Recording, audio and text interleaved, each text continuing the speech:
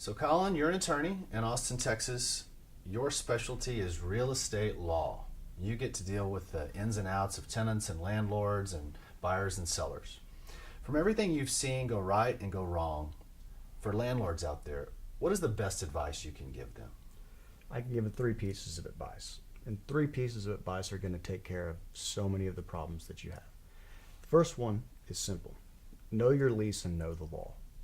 If you don't know that you're supposed to turn back a security deposit within 30 days, then you don't know that you're liable for 3 times that security deposit. If you don't know that you have 7 days to respond to a repair request, then you don't know that you can have them terminate the lease for that repair request. If you don't know what your contract says you have to do, then you can get yourself in trouble by not doing it. And if you're not comfortable with that knowledge or lack thereof, you need to find someone who is. Second is that you have to treat this as a business. This isn't something that you should be texting with your tenants about. This is a business relationship that needs to have a business parameter. Emails show the time, date, recipient, and the location. And most importantly, it allows you to have a more professional conversation about what's going on. There's nothing wrong with calling or texting if you have to, but when it comes down to running your business, you need to treat it as a professional. And that involves communicating responsibly and expecting the same from the people that you employ running your business.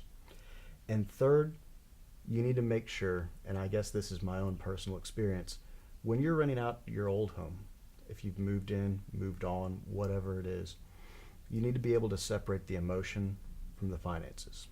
Whether or not something makes sense to you as a business owner is going to be a whole different story than whether or not something makes sense to you as the place where my child was born, or the place where I proposed to my girlfriend, or the place that my college buddies and I had fun growing up. But that's not what you're doing anymore. You're making money, or you should be. And if you can't separate the two, then landlording might not be for you. That's some great advice. I don't think I could have come up with anything better myself. Separating yourself from the emotion, keeping it businesslike. And you wouldn't believe the number of owners that come to us once they're in a pickle and they have transcriptions of all the text messages that they've screenshotted from their phones. Just not the way to go.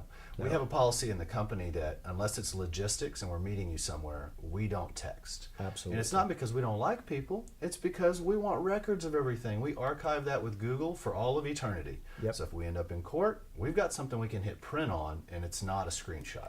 I've always told my clients that an oral agreement is worth the paper that it's written on. So if you don't have it in writing, I'm not going to take your case because it's not worth my time and your money to go lose.